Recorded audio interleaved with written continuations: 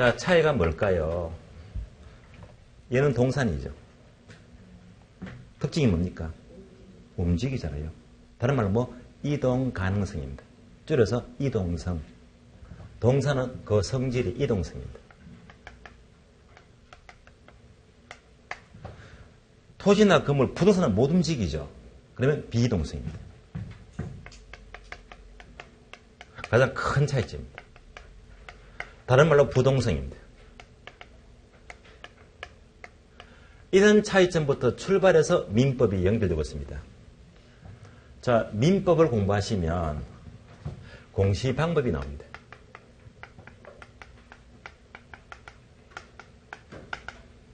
이것이 달라집니다. 예를 들면, 자, 제가 차고 있는 시계를 풀어볼게요. 동산이죠. 이동성입니다.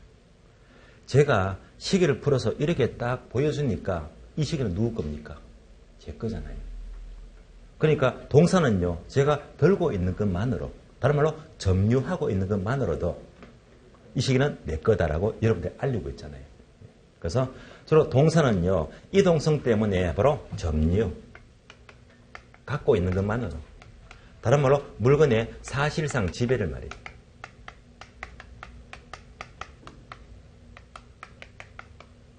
점유하는 것만으로 제3자에게 이 시계는 내 겁니다 라고 알리고 있잖아요.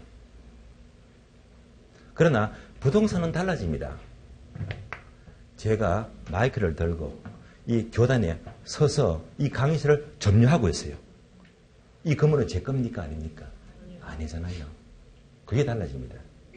부동산은요, 못 움직이니까 점유하고 있다고 해서 내 것으로 인정할 수가 없잖아요. 그러면 이 건물이 제 것인지 아닌지 알기 위해서는 뭘 확인하죠? 등기부죠, 등기. 그래서 부동산은 그 공시 방법에 의해 등기부를 보고, 등기를 보고 내 건지 아닌지를 확인해야 됩니다. 이런 점이 달라집니다. 계속 연결해서요. 돈이 필요합니다. 즉, 금융상 요청입니다. 이것을 민법 공부하시면 바로 담보물건이죠.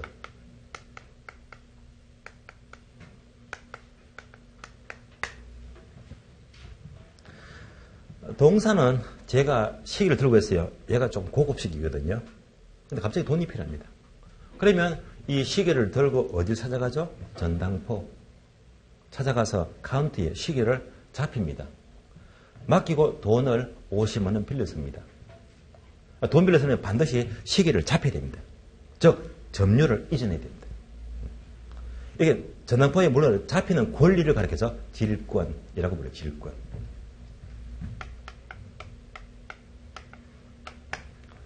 그래서 시기를 잡혀서 질권을 설정해서 즉 점유를 이전합니다.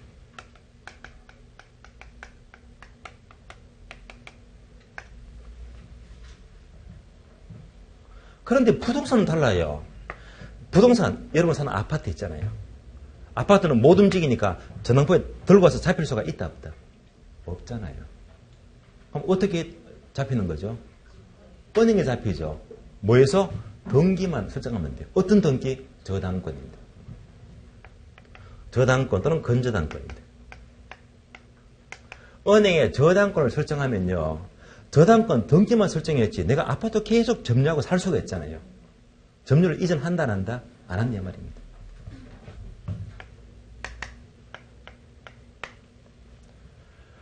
이렇게 보듯이 동산과 부동산의 큰 차이점은 이동성 하게 되면 동산이고 부동산은 못 움직인다, 비동성입니다. 자, 이런 관점에서 출발해서 지금부터 부동산 개념을 하나씩 보겠습니다. 자, 교재 오른쪽 페이지 보겠습니다. 19페이지예요. 목차 2번 부동산의 개념은 크게 세 가지인데요. 목차부터 봅니다. 먼저 괄호 1번 법, 제도적 개념입니다. 한 장 넘겨서 21페이지입니다. 괄호 2번 경제적 개념입니다. 또 밑에 보니까 괄호 3번이 있죠. 부동산 학적 개념입니다. 세 가지가 나와요. 옮겨서 볼까요? 첫 번째 법률적 개념입니다.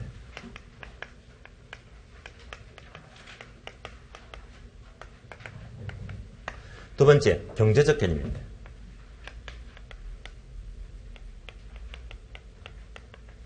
세 번째는 부동산 학적인 개념입니다.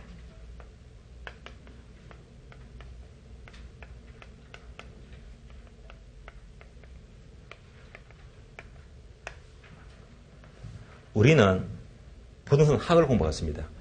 부동산 학에서는 부동산을 어떻게 보느냐? 3번을 알아야 됩니다. 3번을 알기 위해서는 먼저 1번과 2번을 알 필요가 있단 말입니다. 첫 번째, 법률적 개념은 크게 두 가지인데요. 다시 교재 볼까요?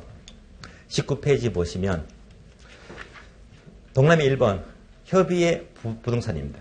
협의는 좁은 의미가 되고요. 한 장 넘겼더니 동남이 2번이 있죠. 광의의 부동산. 넓은 의미가 돼요. 그러니까 법률적 개념은 크게 두 가지다. 협의와 광의 두 가지입니다. 여기까지가 법률적 개념입니다. 그럼 첫 번째 1번 협의의 부동산은 첫 줄 볼까요? 협의의 부동산이란 한 줄 밑줄 하세요. 민법상 개념으로서 토지 및 그 정착물을 의미합니다. 옮겨서 볼까요? 협의의 부동산은 민법상 부동산이다. 자, 민법 조문 제99조 1항입니다. 민법 99조 1항에서는 부동산이란 토지와 그 정착물을 의미합니다.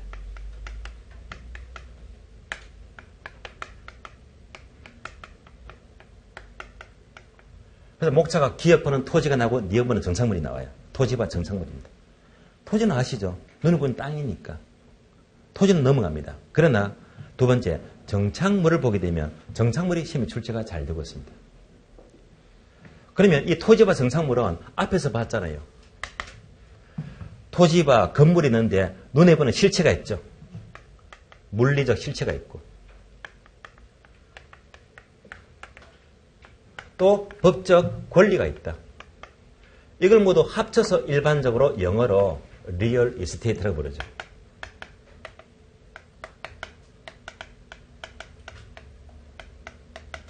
이것이 일반적인 부동산입니다. 토지와 정착물입니다. 그러면 이때 정착물, 얘가 출제가 잘 되고 있습니다. 정착물을 따라 볼게요. 그러면 정착물은 영어로 픽스처라고 불러요.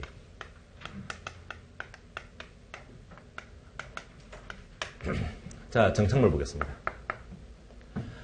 정착물을 해석하면요. 픽스처. 이것은 토지에 고정이 된 물건이다. 고정된 물건, 고정물입니다. 토지에 고착이 된 물건이다. 고착물입니다. 토지에 고정이 되기 때문에 이동이 어렵겠죠. 해서 이동이 용이하지 아니한 이런 물건이 바로 정착물입니다. 그러면 이때 토지에 고정이 되어서요. 이 고정의 종류가 두 가지입니다. 첫 번째는 계속적 고정이 있어요. 두 번째는요. 일시적인 고정이 있어요. 결론, 정착물이 되기 위해서는 계속적 고정만 의미하지 일시적 고정은 정착물이 아니다 이 말입니다. 자, 요거 있죠. 공기청정기입니까? 얘는 계속적이다, 일시적이다? 일시적이죠. 얘는 들고 저렇게 옮기면 돼요. 이거잖아요. 얘는 다른 말로 뭐? 이동성, 동산입니다. 그러나 계속적으로 고정이 되는 것들은 건물은 계속적이잖아요. 이런 것들은 정착물입니다. 그래서 항상 정착물 하게 되면 계속적이다, 일시적이다? 네? 계속적. 정착물 아시겠죠? 그러면 일시적이면 정착물이 아니라고 했잖아요. 어떤 게 있을까요? 예를 들면 나무를 심었어요. 수목입니다.